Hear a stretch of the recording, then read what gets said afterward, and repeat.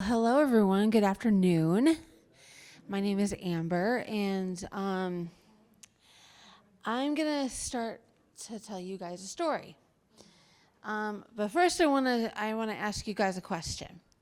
Have any of you ever felt really passionate about something, but you didn't know quite how to start doing it? All right. I think that would be about almost all of us. So that was me a few years ago, okay? I had passions, I had dreams, but I didn't know how to start them, and I didn't feel like I had the tools or the confidence um, to start. So today I want to share my story with you, and I'm going about how I became a self-advocate, and and it hasn't always been easy, but it's changed my life, and I believe that it can help you to look at your own journey. I'll share with you my story, and I'll even get you involved in a little game later on. Because advocacy, as we know, isn't just about listening, it's about doing.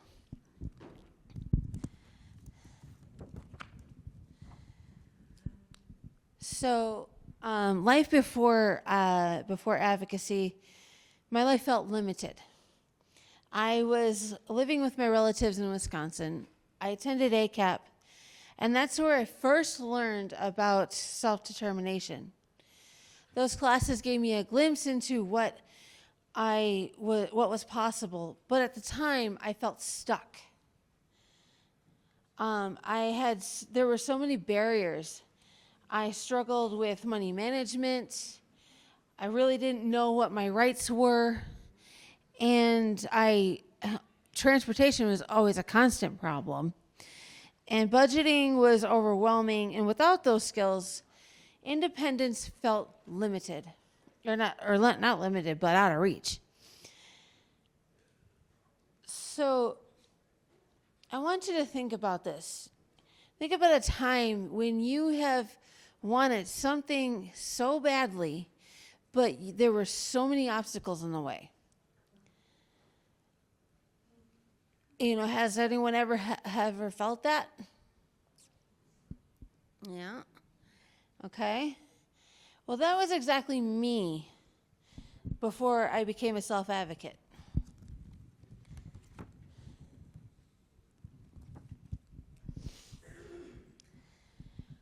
So my turning point came when I was living in Florida, and I realized something important there, that I wanted more for my life. I didn't want to just get by.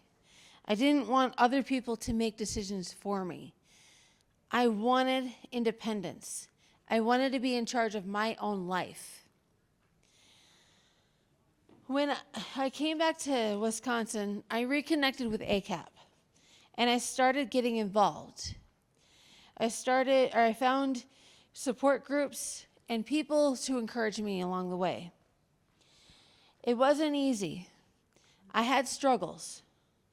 I had moments of doubt, times when I felt like giving up. But those struggles, they shaped me. They made me stronger. Sometimes the hardest moments are the ones that push us to grow.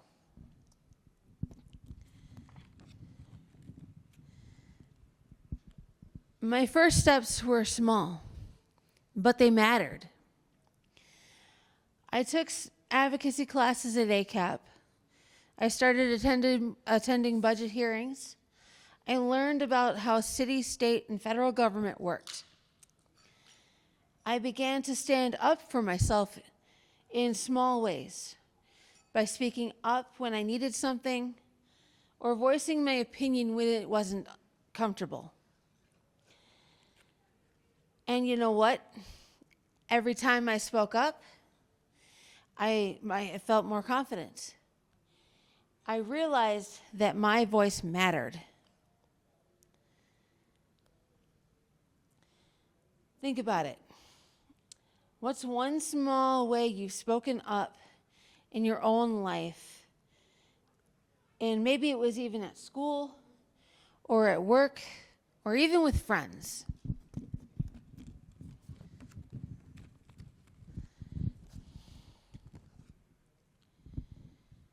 That's self-advocacy.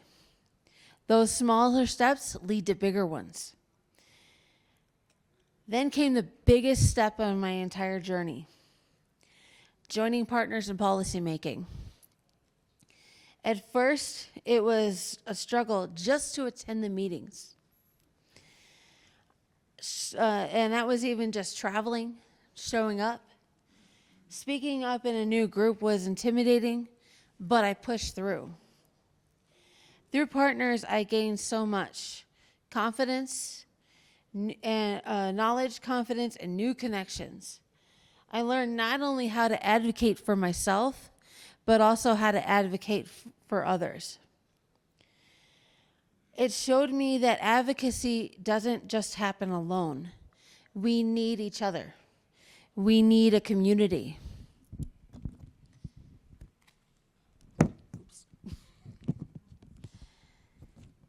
Since then, I have taken my advocacy further. I have worked to speak out against Medicaid cuts. I've contacted senators and representatives to explain how those cuts would hurt people with disabilities and why it's important to protect independence and keep people in their communities and not institutions. Now I am focusing on after-hours transportation, because transportation is freedom. Without it, people can't get to work, can't go to events, or even participate in their communities.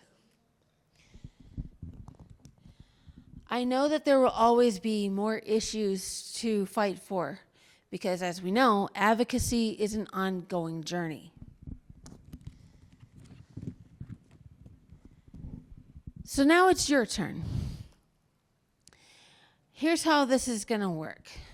I want you to take out a piece of paper or the paper that's in front of you, and I want you to write down on one side what your passion is. And that passion could be the environment, it could be education, healthcare, housing, transportation, disability rights, anything. And then when you're done with that, on the other side, I would like you to write one small action that you could take towards your passion, something that's realistic, something that you can do within the next month. And I'm going to give you guys a few minutes to do that. Now, I also want you to then take your one action and your one passion and tell it to your neighbor. Tell them what that one action is, what that one passion is. Come back together, okay? And would any one of you like to share your one passion and action? All right. Let's come over to you. All right, so my passion is traveling the world. And one of my small actions are talking to my family about getting a job at an airport, or setting up a trip. Okay, that's good. And you? What's your name? Danielle. Okay, and what's your passion and one action? So I spoke in front of senators for special needs, and families got to share, and it was really emotional, and it really helped me be like, oh, I can do that if I wanted to in the future. That's awesome. All right, who else? All right, and can you tell them your name? So my name is Hannah. So my passion, so I am passionate about giving. I am passionate of giving to others and thinking of them. And one small action I can take is that I can donate to people who don't have much. That's a great thing to do because we don't have enough people that are willing to be givers or philanthropists. All right, anyone else? I can take one more. All righty. My name is Brooke, and I don't want Medicaid to cut, so I think all of us should do is make videos and send it to the legislators. Sounds like a plan. That's another future go-getter. All righty. So as you can see, taking and doing that one action and writing down your passion and everything, and then telling it to other people, that's the start of advocacy. That's where that you start to make things go from an idea to a reality.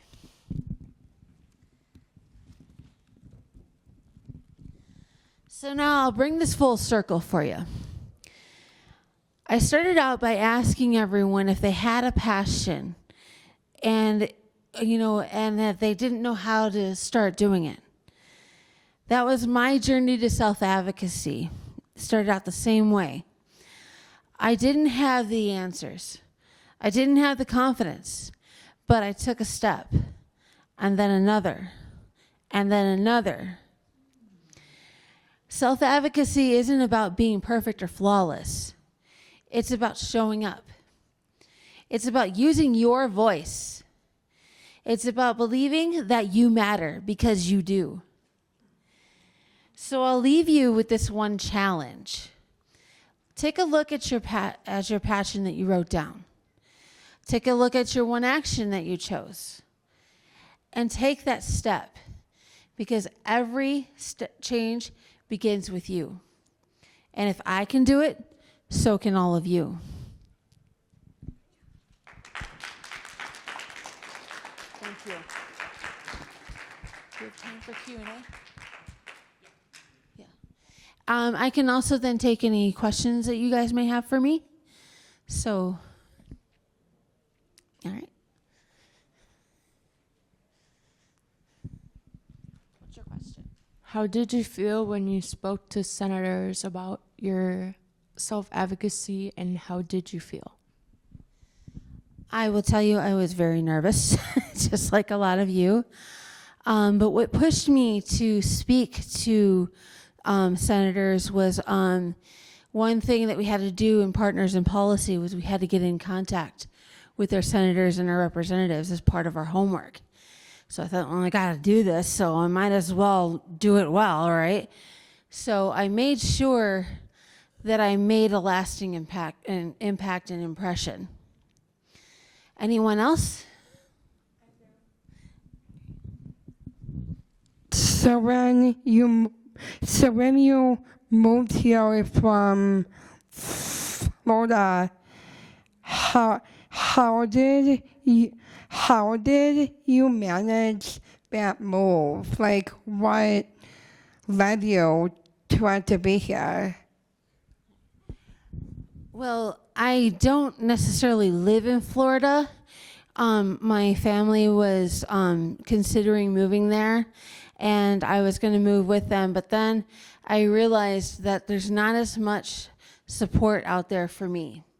And I was like, well, I need support. So I had to do what I could, and I had spoken up with my family and said, I need to stay. As much as I would like to be with you, I need to stay where I have the support systems already in place.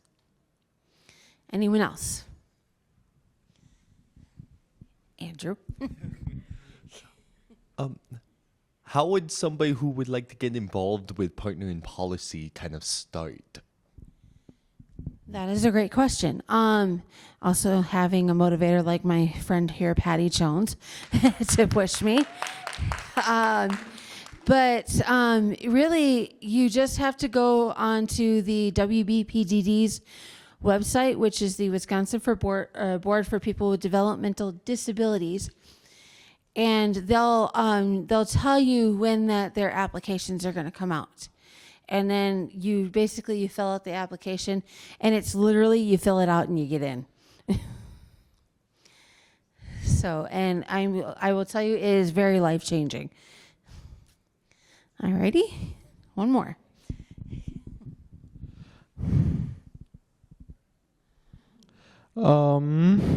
I was just thinking, let's say you work many years in your community. For example, I'm passionate about getting a job at an airport. Could that maybe inspire me to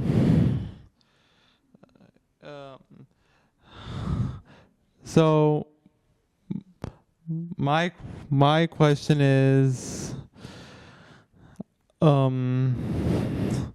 when did you start advocating for people with disabilities? So I didn't really know this, but it actually the seed was planted about 10 years ago when I started coming to ACAP, which is the Adaptive Community Approach Program. And my friends over here, they all know about it. And I will tell you that if you ask me what we do, I'll tell you that the list of things that we don't do is a hell of a lot shorter. Because we are constantly out in the community. We're volunteering. I mean, we literally have over 1,000 hours worth of volunteering. And we're constantly patronizing companies and doing all kinds of stuff. But they also have advocacy classes, things like My Journey to Self-Discovery, disability, the history, I mean, all kinds of stuff. Right. And peer mentorship. And so really it started, that small seed was planted 10 years before, and it just took some time to grow. So. Yeah, I'm sorry. ACAP is located in downtown Waukesha on Wisconsin Avenue, 121 Wisconsin Avenue. So if you guys ever are looking for a place to, have a community, come join us. Yes. All right. I can take one more and then we'll have to be done.